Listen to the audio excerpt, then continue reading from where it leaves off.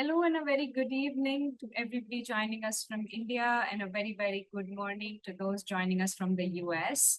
Thank you so much for making time at this odd hour late in this evening from India and those who are joining us from the US. It is my pleasure to welcome you all as part of career development and graduate student life facilitated by University of San Diego.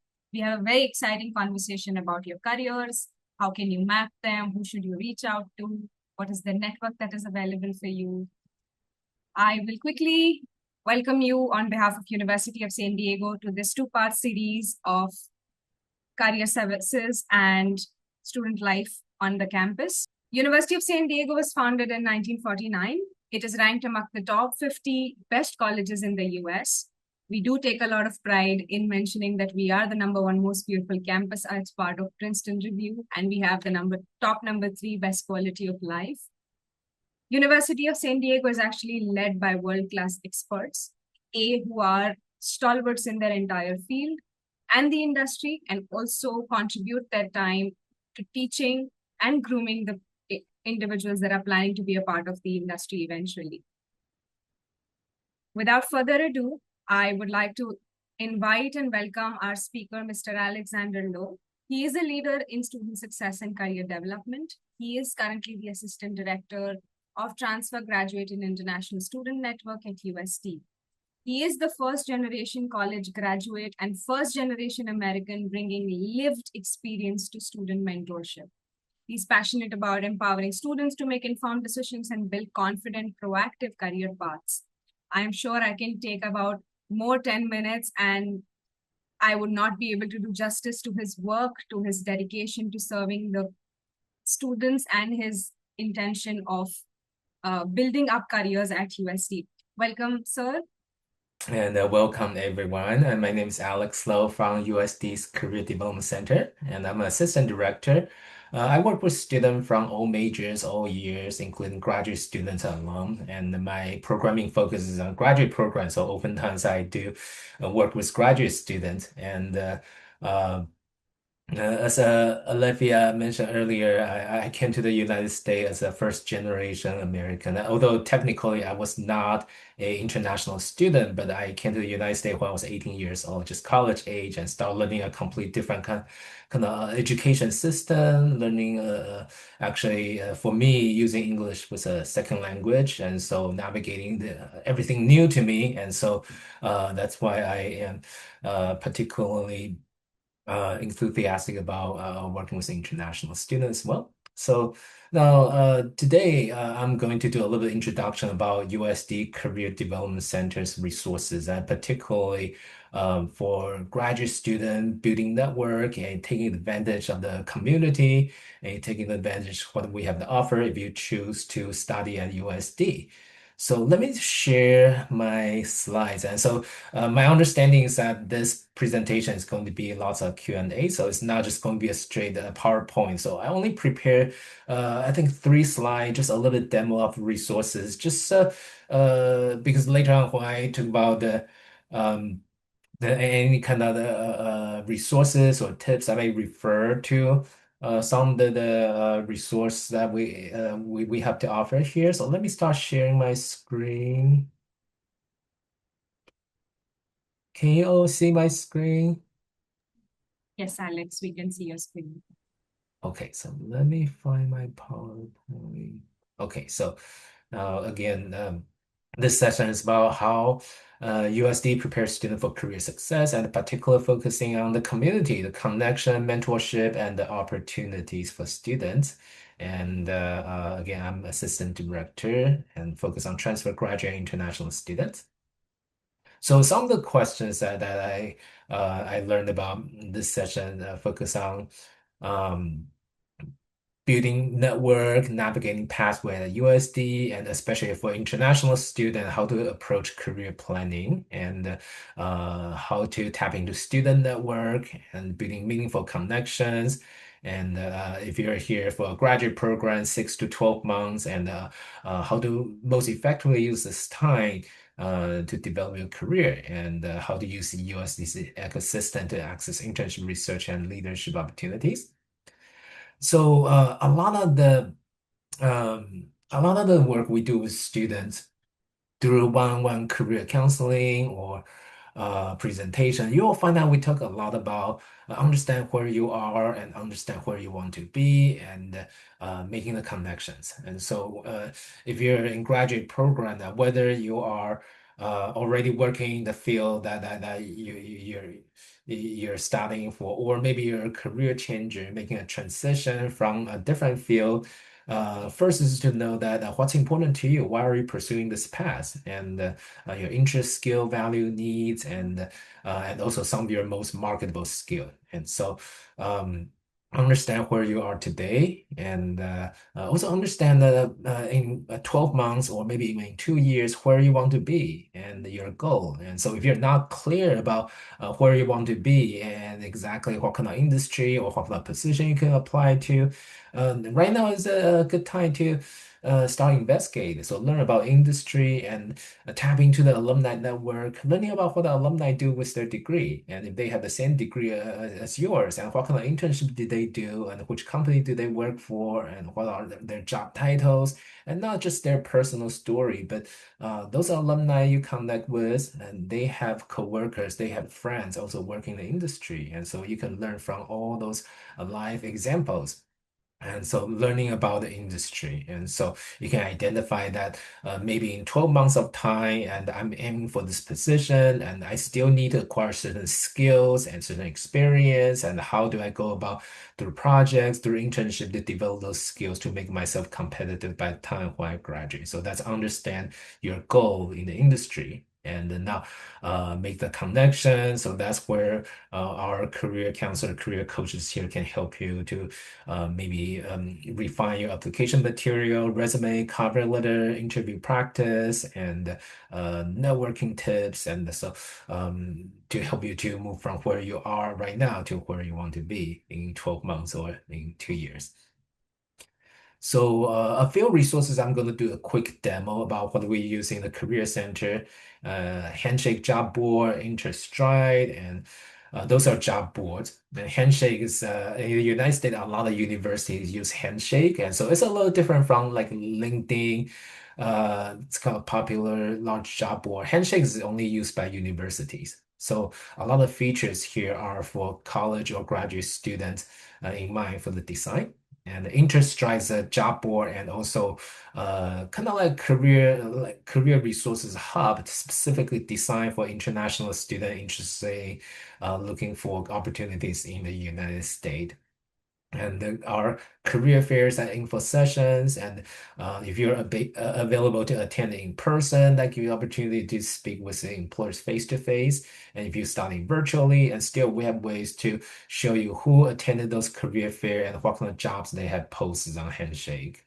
And we also have a collection of career information and resources by industry. And now, last but not least, a one-on-one career coaching. And if you study remotely, we also virtual appointments also available. Okay, so now let me just do a quick demo of the resources that I mentioned earlier. So first, I mentioned Handshake as a job board, and so how is this unique? Why does do a lot of university use that, and how is that relevant to international graduate students? So what I already have on my screen is I type cybersecurity. So um, security is a keyword. I can specify a location, and I can choose it full-time or part-time or internship. And so far, this is a pretty typical job board function. Now, if I want to look at, okay, so I'm only interested in the employers who came to USD to recruit, particularly our STEM fair, engineering and computing fair last fall. I can select that. So not only the employees who came to USD for the career engineering career fair last fall will show up in the search. And also there's only one showing up because I also apply other filters. So this is particularly useful for international students. So I can check um, employers who show that they are open to hire student using OPT or CPT visa. Okay, so because I already checked the checkbox, that's why only one show up after the filter. And so if I uncheck it, you will see there are more jobs listed here. So you can use this filter to prioritize the employers who are more likely to hire international students. So InterStrike. So this is a website founded by two former international students studying in the United States, and they went through the entire work visa sponsorship and got their green card. And then now they found this website to collect information to help international students looking for career opportunity in the United States. So primarily, they collect information, help students search about in the past history, H-1B sponsorship history, which companies are most likely to hire international students for what position, and what are some of the specific job title that they file petition for H-1B, and currently what kind of job do they have posted. And so it's not strictly unique to this website, but they collect a lot of useful information for international students job search and put it in one place. And so if you do choose to study at USD, and this website that we have subscription to, I think it will be particularly useful for international students. So when it comes to mentoring and USD community, there are a couple of things that I want to bring out. The first is our mentoring program. And USD has a mentoring program, and we use this website called peoplegrowth.com as a platform, but the community is all ours. And so, um, so let me do a new search.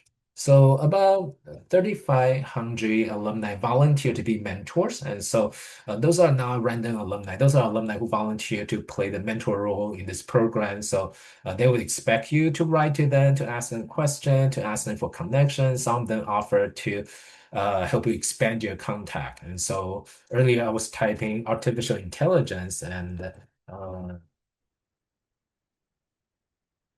so if I'm looking for any alumni who in their profile mention artificial intelligence, and I can see there are three alumni showing up, and it also show who they are, where they work, and what do they do. And if I look at their profile, see if there's any more details. Some of the alumni also offer specifically what kind of topic they can help you with. So for example, this alumni mentioned a few things in the, on their expertise. So anywhere from work-life balance, and some of them talk about parenting versus career.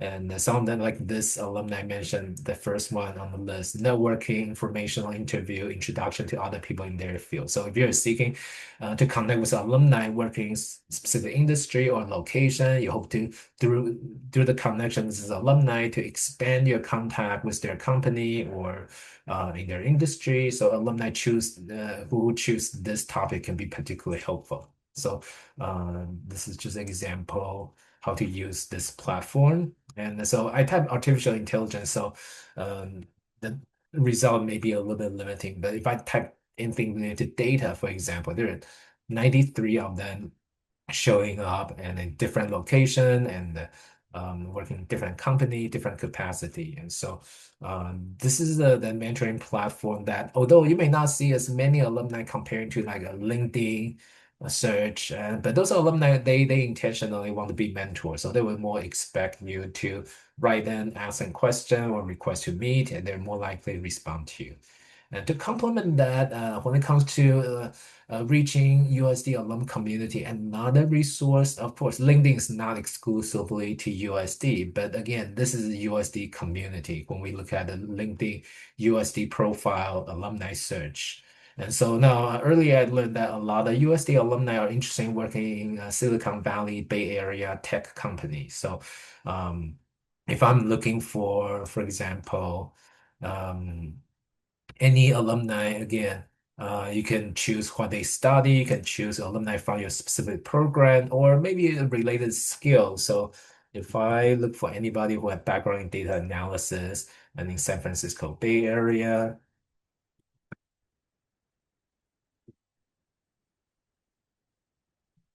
So now, if you're interested in tech company, Google, Meta, Apple, so we have a few alumni currently working there. So who are those alum and what do they do?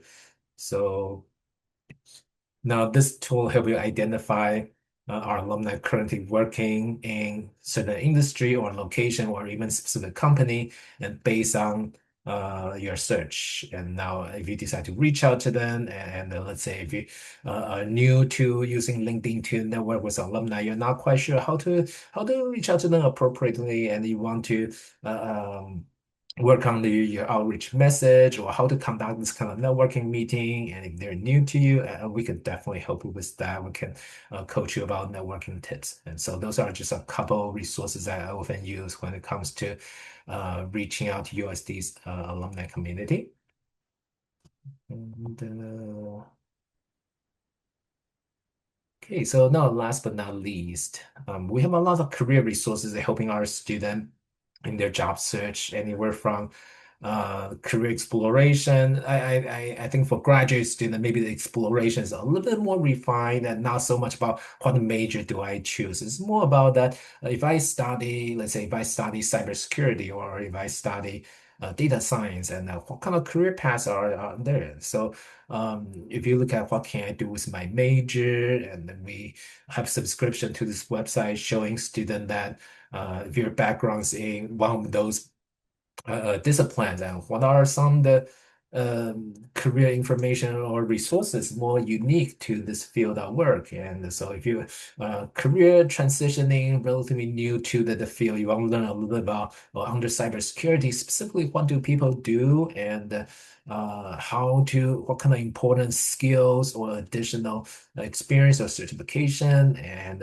what are some of the job boards or online communities for this field. And so this is a really good resource to get started. And then probably not as specific as talking to alumni working in a particular company, but this is a very good place to give you some overview about industry specific resources and other things like a resume samples.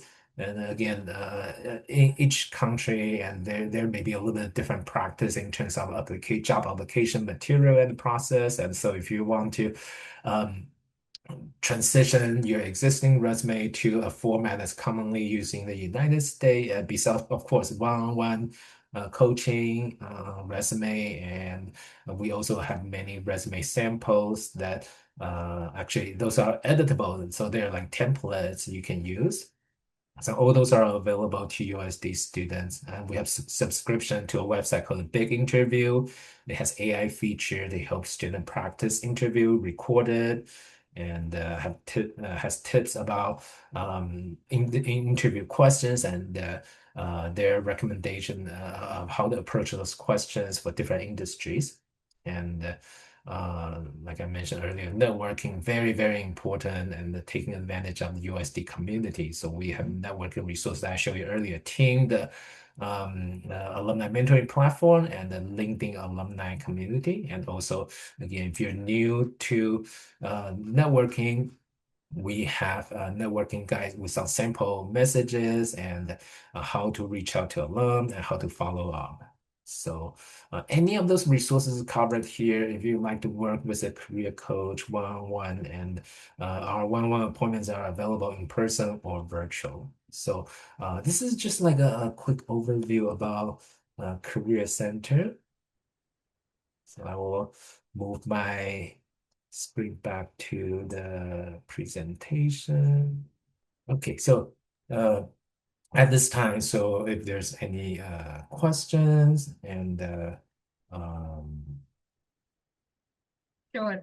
Thank you so much, Alex. That was very, very informative. As an individual, of course, that's not on campus yet, but I am really excited to explore all of those networks that you mentioned.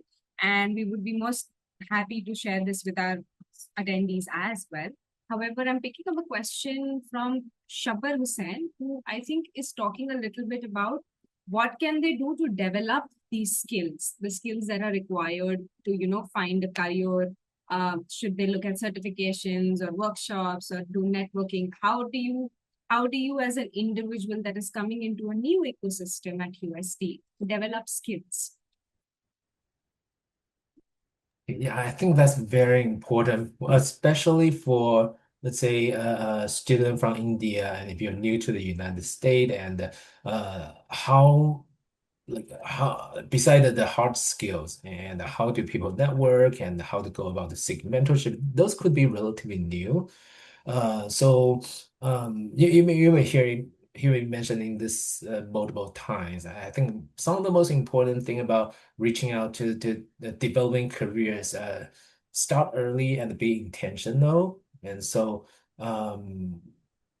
I think for graduate student, because graduate studies a lot of work, and many of you are probably also working at the same time. And although most of the students entering a master's program usually have a career outcome in mind, they hope to get into certain job in certain industry.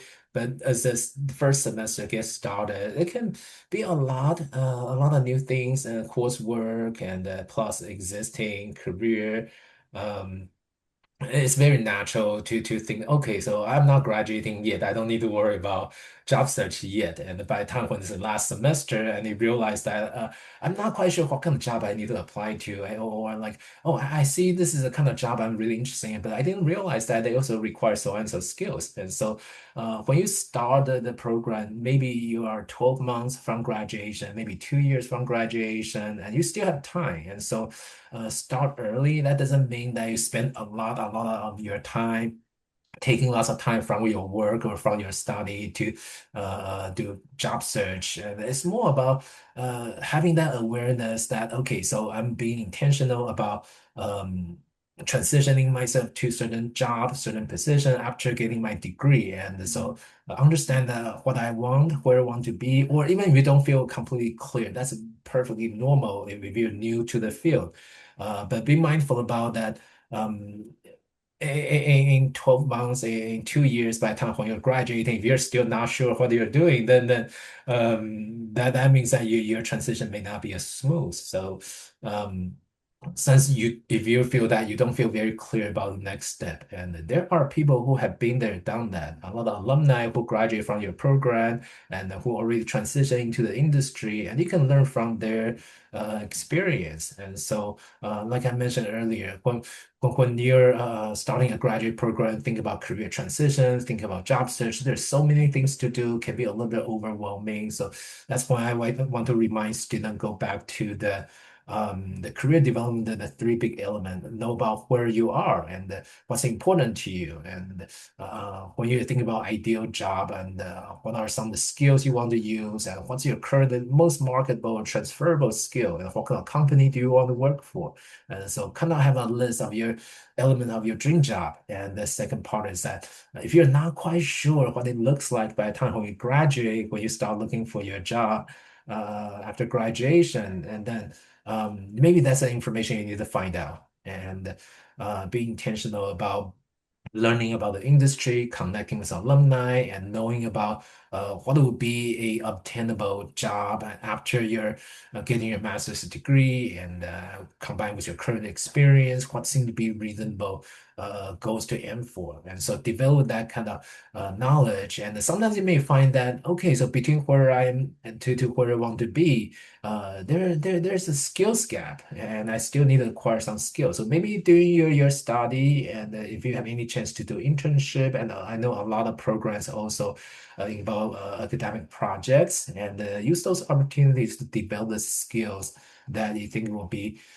valuable for the kind of job that you're applying to. So that will help you stand out comparing to student. Let's say if student come to USD, complete a degree, and not being aware of what's waiting for them upon graduation. And now in comparison, if you already connect with alumni and being intentional about investigating what you want to do next, and starting early. And also one thing I cannot forget to mention is that international student, because of work visa issue, and current student can use CPT as a experiential learning, and OPT as the work authorization for after graduation. So the details that I definitely recommend a student to work with international center to figure out the right timing, when to file those work authorization application. And because the work authorization issue is pretty complex and the timing need to be done carefully. And so this is also something to plan early and understand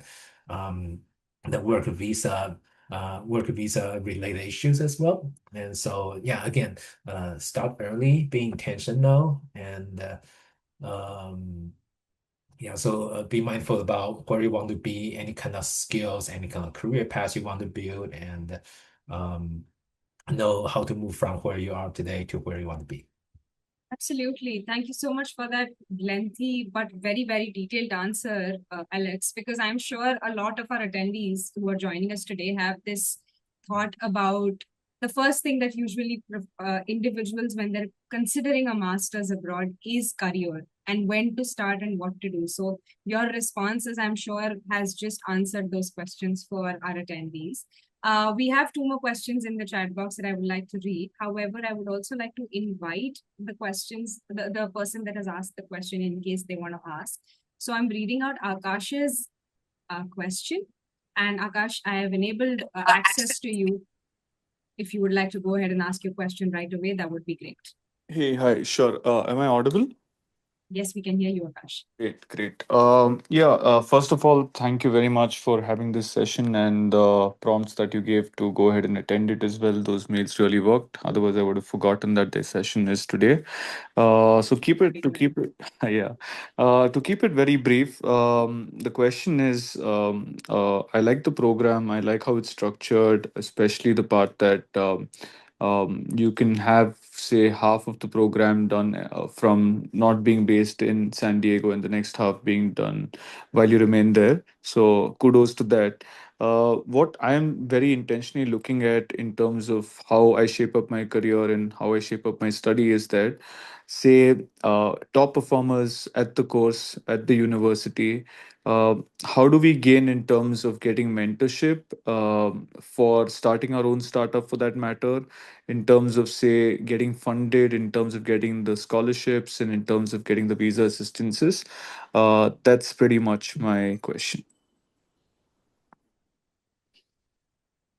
Okay, so now there are several aspects of this question that's involved. So if you're interested in starting your own business and you're thinking about the work authorization issue, you're thinking about the funding issue, think about mentorship.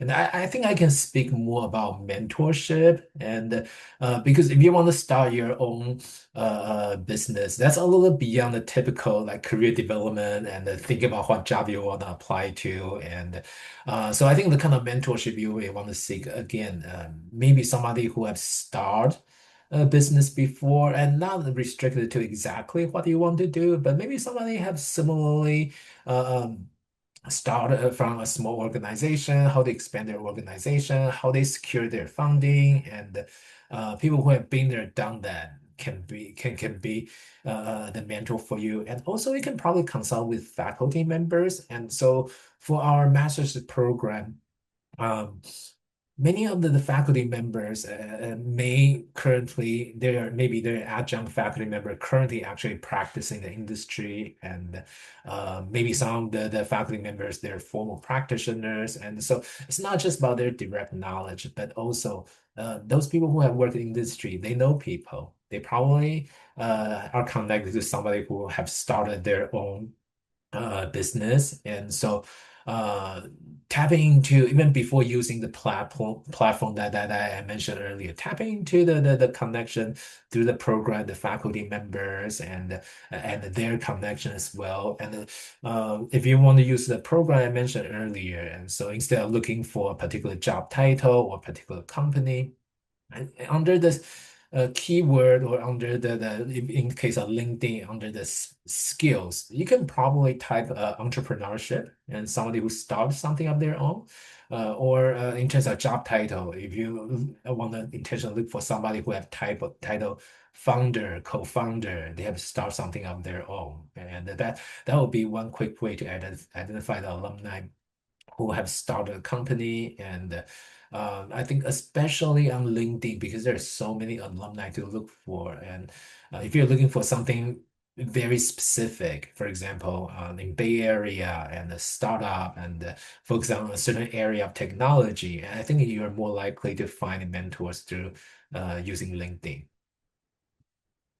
That's that's actually very helpful. Also, just to give you an idea about scholarships and funding, uh, Akash, and this is for all our attendees. Um, the scholarship functions once you receive an admit, and it is delivered by the University of San Diego along and immediately after your admit has come to you. And with respect to mentorship, of course, besides like Alexander said, there are also student networks that you will be a part of on campus, which will, I'm sure, benefit you in ways more than one. Thank you, Alex, for that response. There's another question by Taransh. I would allow you to speak, Taransh, if that's something that you would like to do. And meanwhile, I will read your question to Alex.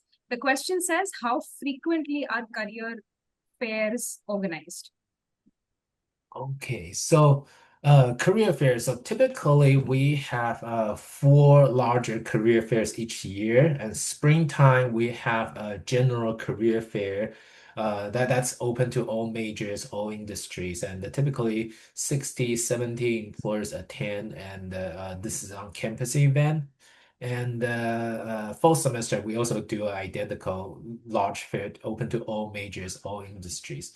Then each semester we also do a smaller, more specialized career fair. So in springtime, after the large career fair, typically in late April, we do a smaller career fair focus on nonprofit and social impact. And so besides nonprofit, social service agency and government and certified B Corps and the companies that are deemed to focus on social impact, and those are the target employers for this fair. And in the fall semester, beside the large career fair, usually around November, we host a engineering and computing career fair, and sometimes we call that STEM career fair.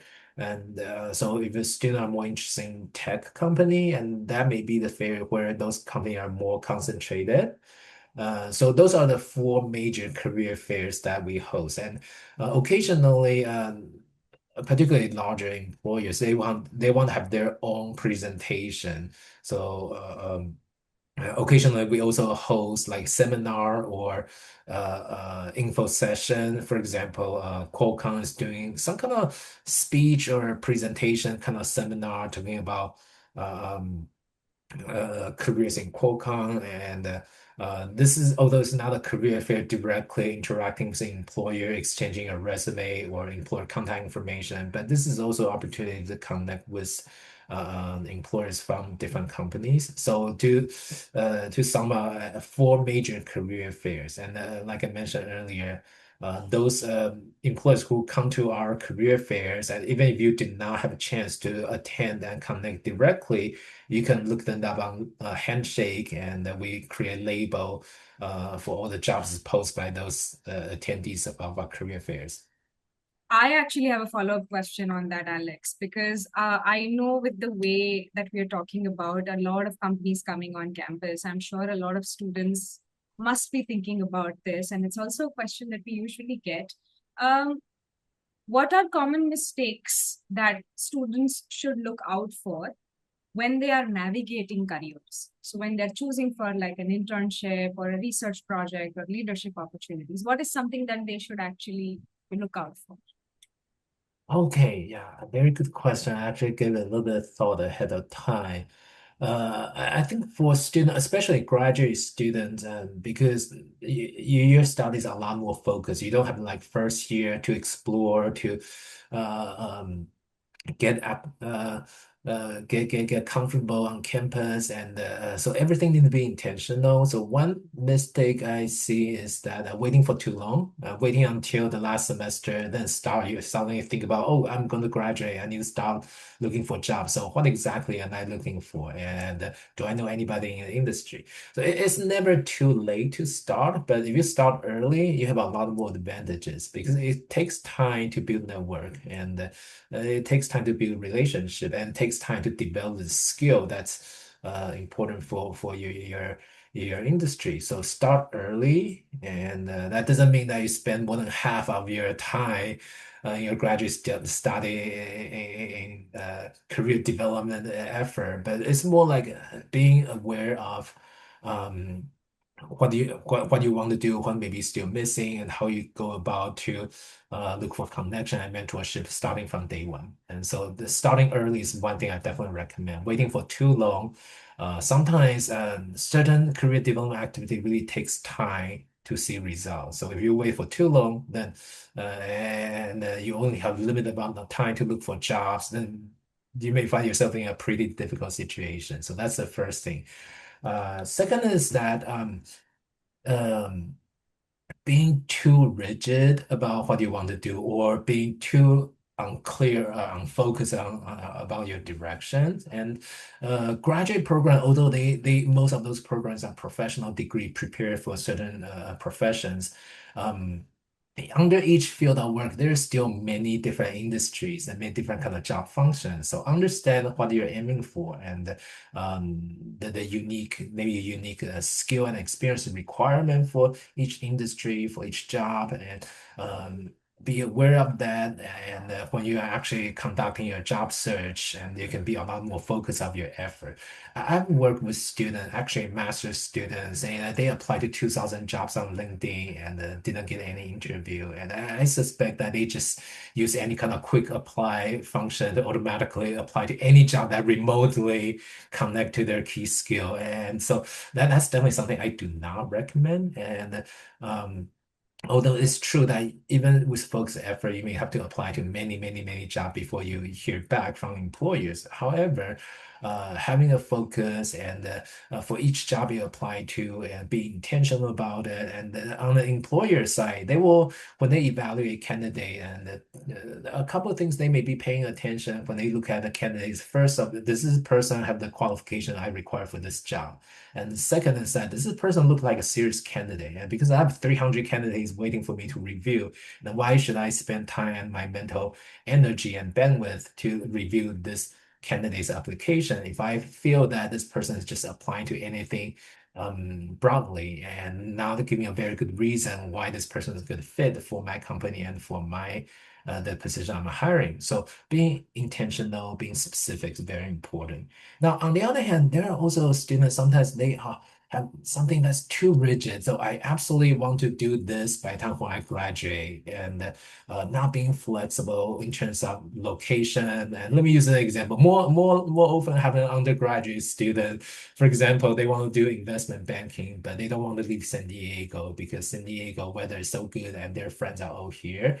And so now, if that's the case, I usually just invite them to kind of weigh the balance between what's more important. And if there are not a lot of investment banking jobs in San Diego and they want to start their first career job, and if the trade-off is that maybe leave their friends and leave the good weather and the beach for the first couple of years and go to where the jobs are, and then would that be a good trade-off? And sometimes if sometimes students have an idea of what they want to do and being too rigidly follow that, especially when you actually start applying to jobs, you may start to get a sense of can you be so focused and selective to your job search, or do you have to open up to be more flexible? Sometimes the answer is not very clear until you actually start your job search, applying to 10, 20, 30 jobs, and how many response do you get, and how many interviews do you get? And so that you said to evaluate that how flexible you need to be. Finding that right balance can be very important. So I think the more common kind of pitfall that I see is that starting very late in the graduate programs, start the job search effort very late, or being very unfocused or too hyper focused and being too rigid about what they want to achieve. Right. It's this one agenda point that I really want to discuss on behalf of all our attendees is how do we structure as students on campus, how do you see building a structure of 6 to 12 months of an action plan for your career once you're on campus? Okay, 6 to 12 months career action plan. So again, this is why at the beginning I brought up that three big elements, and because there's so many things to do, it's very easy to um, be distracted by so many things, and even just career development alone, there's so many things to do. And so what I would recommend is that make those three big elements clear, and who you are, where you want to be, what's important to you, and also when do you actually start taking action to apply to jobs and internships. So we actually have I have this on my screen. So on our website, we have kind of like a career development action plan here. And so this is when we develop this plan. This is more for undergraduate student in mind. So some of the specific events or activity we mentioned here are more designed for undergraduate student. But overall, the big idea, the big structure is still here. Know yourself. You're not sure about what you want, what you're looking for, and talk to a career coach, talk to a career counselor, or maybe start journaling and writing down why are you here to in this graduate program? What do you hope to accomplish? And what are some of the if you think about your dream job, and what are some of the most important elements?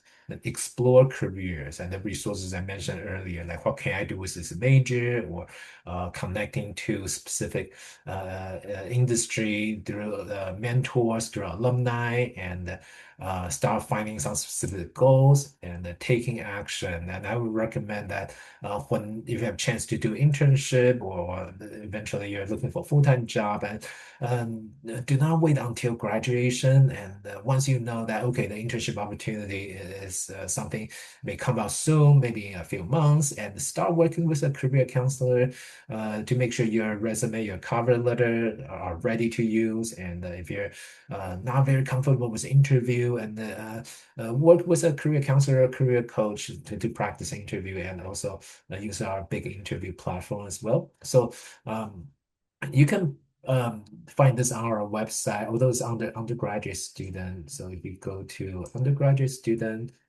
getting started, and so beside those 3 pages, we also put that into something look more like a pamphlet. And so now, just as a word about my observation is that again, having a plan is great, and having no plan at all, just go with the flow, sometimes can be problematic. And having a plan, having a structure is definitely recommended, but also be flexible, because as we already see technology changing so quickly. What you may be planning for 2 years ago, and maybe things have changed already. And now, especially like when I work with student from data science, or artificial intelligence, and sometimes I find the career guide, career information that I shared with them last year is already outdated. And especially with artificial intelligence, anything that's already published and printed is probably already outdated. And so the most up-to-date information you probably have to get from people who are currently practicing. And so this is just one example that anything you plan for, the reality may change. And so have a plan ready, but also remain flexible along the way. That's very well said, Alexander. We know that with the way the world is changing, having a plan is actually a good thing, but being flexible and amicable to the changes around us will always help in your favor. Uh, I actually have a follow-up question for you on that. So, like you said, that with technology and with more and more and such a vibrant network, out of which 60% of alums for USC work in Silicon Valley, how do students approach building meaningful and outcome-driven connections once they have been introduced to each other? You know, it's easy to think about going to a networking event, but what mindset should they go in with? How should they approach this networking? So this is a follow-up question. Yes. So how to make the most impact on networking follow up? And so this is a really good question, because I have personally worked with a lot of alumni or student who understand the importance of networking, but not very good at following up. And so meet the alumni for one time, and do not know how to develop that relationship. So um, let's see. I'm looking at my note right now about this question.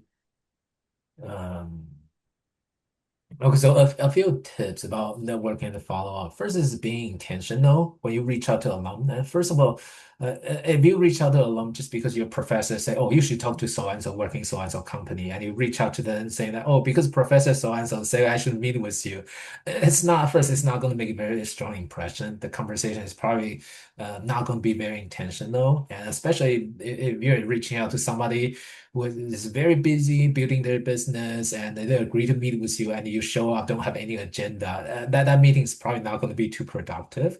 So first thing, even before following up, the first thing is that approach the alumni with clear agenda and let them know that you hope to connect, you hope to learn, and for reasons, because I really want to I see my career in Silicon Valley, especially in so-and-so industry, and I see that you graduate from my program, and Professor so-and-so recommend to reach out to learn from your experience, how you start your own business, or how you transitioning from a different industry to this industry. So make your agenda clear. What do you hope to learn out of the time spent together with your contact? And once you have good conversation, to follow up, a couple of things I recommend. The first is definitely writing follow-up notes. And so thank you notes. It's not just to be polite, but thank you notes are a great opportunity for you to refresh the memory of the people that you meet with. That typical common practice in the United States is that after your meeting, send out a thank you note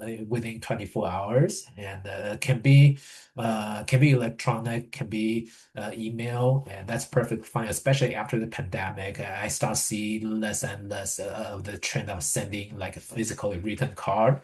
But if you have very nice handwriting, you want to buy a nice card, a written message, and thank you for meeting with me, and that will be a particular nice impression. And so it's not just about giving a nice impression; it's intentional about you want to continue this relationship. And so in your thank you card, first, besides thank you for taking time to meet with me, and talk a little bit about what you discussed, and maybe your memory is still about fresh meeting with the first alumni from your program. But then from their perspective, maybe they meet with a lot of people interested in their career. They may not remember who you are, or they do not remember the particular conversation. And so when you write a thank you card, use that opportunity to reiterate what you learned from the conversation. Even if you want to cite something they share with you, you find really impressive, you remember really memorable, write that in your card. And so when they receive that card, first they see that not only you're polite, they follow up with professionalism, but also do you actually remember what they said? And for them, that can be a very pleasant impression. Oh, I spent time talking with this current student, and not only they pay attention, they actually remember what I said. They're citing that in the card, and so it's really worthwhile to spend time talking to this alum. And so I think that will make a very big difference in terms of impression and how those alumni may remember you. And if they remember you positively, later on, if they suddenly think about someone else you should talk to, or they suddenly their company is hiring, they remember, a few weeks ago I talked to the student in my program looking for possibly looking for internship, and this may be a good fit, and they may share those opportunities with you. And this kind of opportunity you find through network is far, far more valuable than things posted on LinkedIn. And because you have contact in an organization that you already have some insight about, you already show initiative, you're showing that you're proactively reaching out to them, genuinely interested in their company and what they do, and that automatically puts you ahead of most of the candidates. So follow a card, that's one thing.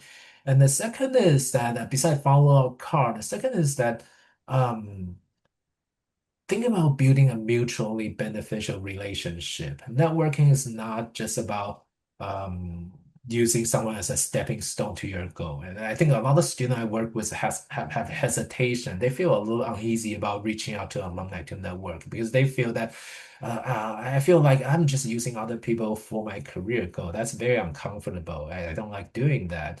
But I would like to encourage students to think about that.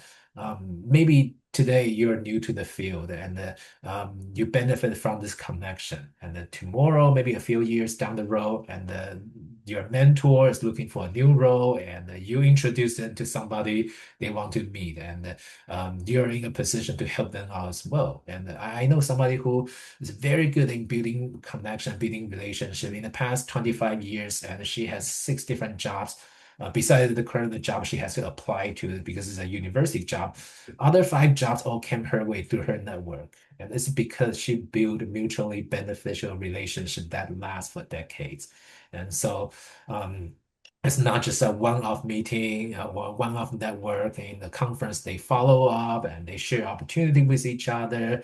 And so from time to time, her networking contact, her network contact her, hey, I'm starting this program at Qualcomm, and I think you will be a great partner for this program. Or, hey, I hear that the so-and-so organization is hiring a VP of communication, and I think you will be perfect. And so in a well-established network, and the members of this network share opportunity with each other because they already know each other's interests and capacity. And so that's the I think in terms of after establishing contact, how to effectively follow up. That's the second probably most important thing. And first is just immediate follow up. Thank you, Carl. Show appreciation and reiterate what you have learned. And so the contact will remember you. And the second is that make it clear that, hey, if there's anything I can do for you in the future, please don't hesitate to ask. And so make it mutually beneficial relationship. It's not just a one-off, hey, can you help me now?